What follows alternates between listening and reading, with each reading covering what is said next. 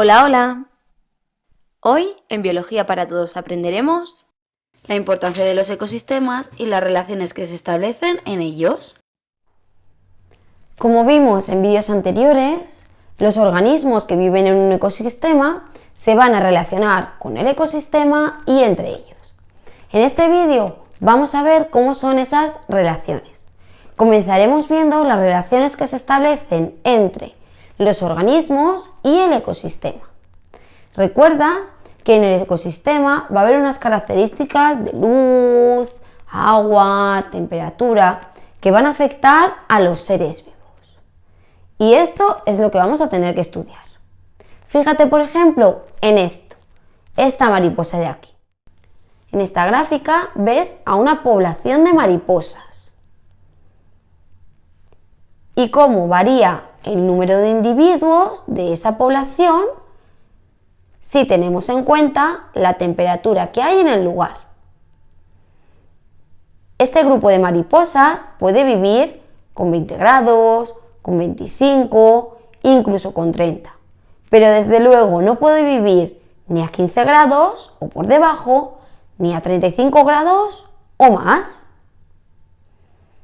El rango de tolerancia es el valor de una característica, en este caso la temperatura, que tiene el medio en el que vive un animal, al cual esos organismos van a poder vivir.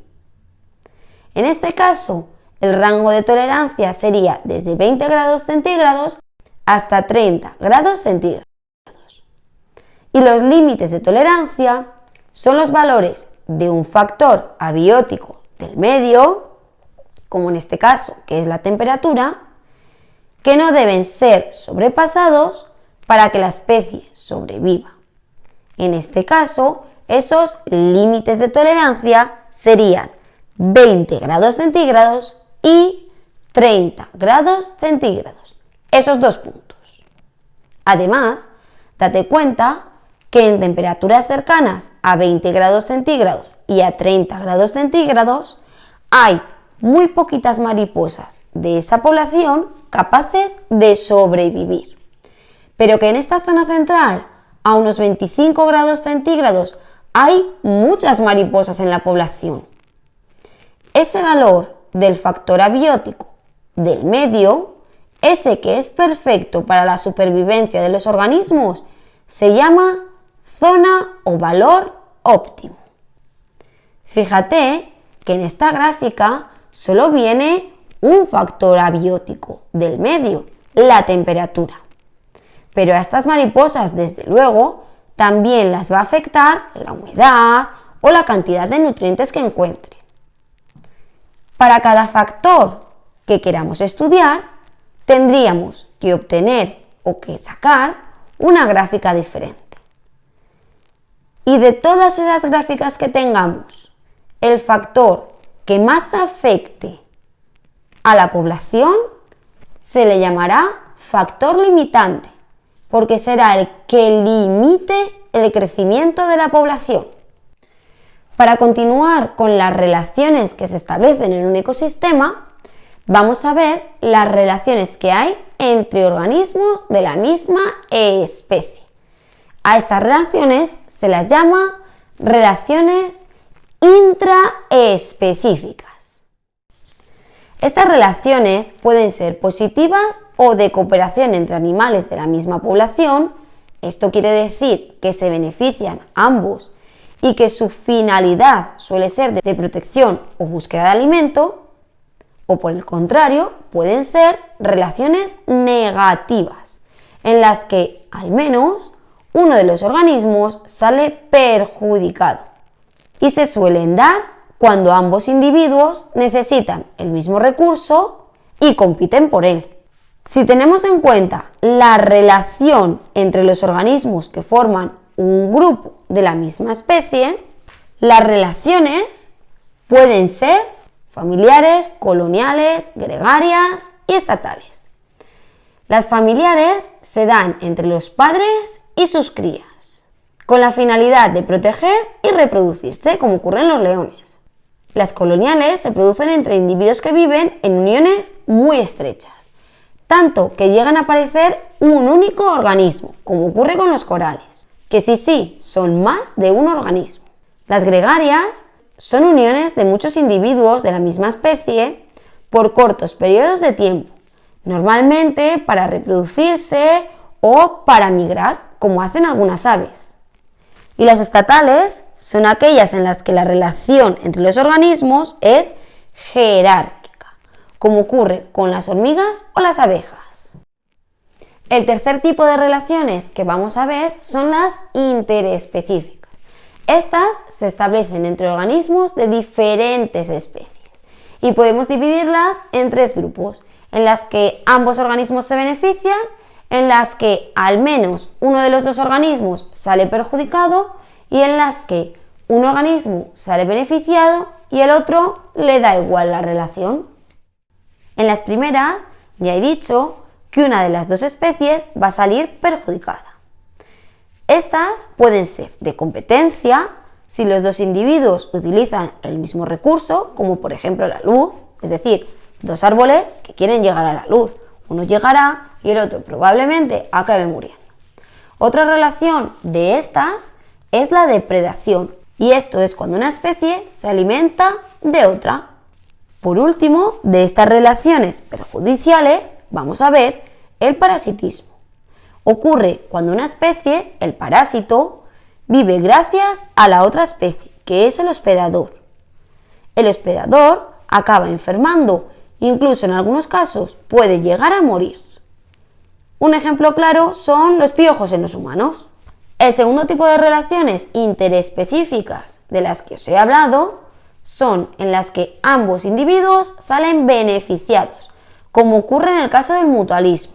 Por ejemplo, el pez payaso y las anémonas, que se van a ayudar. También ocurre con la simbiosis, que son uniones tan estrechas de organismos que no van a poder vivir de manera separada. El tercer y último tipo de relaciones interespecíficas son aquellas en las que una especie sale beneficiada y la otra le es indiferente, como ocurre con el caso del comensalismo, en el que una especie obtiene alimento, por ejemplo la rémora, que se alimenta de las sobras del tiburón, al que la verdad le da igual que la rémora esté ahí o no. Otra relación de estas sería el inquilinismo. En este caso, el inquilino se aloja dentro de otro ser vívoro o de parte de ese ser vivo que ha sido abandonado. Como por ejemplo, cuando algún cangrejo coge la concha de otro ser vivo que ya no necesita esa concha. Acabamos de ver todas las relaciones que se dan entre los organismos y de estos con el medio. Pero es que para que un organismo vivo viva en un ecosistema es necesario que esté adaptado a él. Esta adaptación no ocurre rápido, sino que es consecuencia de un proceso de evolución. Por ejemplo, los animales se adaptan a temperaturas frías con estructuras como el pelo o la grasa de los osos, y a temperaturas calientes durmiendo durante el día y haciendo su actividad por la noche, como hace la lechuza. Por el contrario, las plantas en zonas frías crecen muy cerca del suelo y pierden las hojas en invierno. Sin embargo, en zonas cálidas van a tener hojas pequeñas. Los organismos vivos también se pueden adaptar a climas cálidos y secos. Para ello, son capaces de acumular agua en el interior de su cuerpo, como ocurre en los camellos, que acumulan agua en la grasa. Las plantas, por el contrario, van a acumular agua en otras zonas de su cuerpo, como hacen los cactus en su tallo. Entre las adaptaciones a la falta de luz, podemos ver los ojos de algunos animales que van a dilatarse mucho, como ocurre con los gatos que ven en la oscuridad, o en las plantas, algunas que son capaces de crecer muy alto para llegar a zonas con luz. Ya hemos visto que los organismos vivos necesitan determinados valores de los factores bióticos y abióticos para sobrevivir en un ecosistema y adaptarse a él. Desequilibrios en estos factores pueden tener unas consecuencias para los organismos vivos.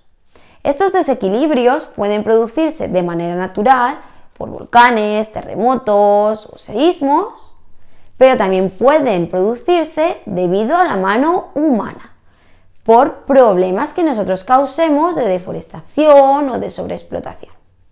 Estos últimos suelen ser los que más afectan a los organismos vivos, pero también es verdad que está en nuestras manos reducir el impacto que estos tienen sobre los ecosistemas. Está claro que los ecosistemas albergan la vida de nuestro planeta, pero no solo eso, también proporcionan el oxígeno para respirar, regulan el agua del planeta, forman el lugar en el que los organismos son capaces de vivir, permiten que el suelo se mantenga y regenere, y nos proveen de comida, medicina y materias primas. Por todo ello, es tan importante cuidar los ecosistemas. Si no los cuidamos, vamos a provocar que se destruyan, y las consecuencias serían gravísimas.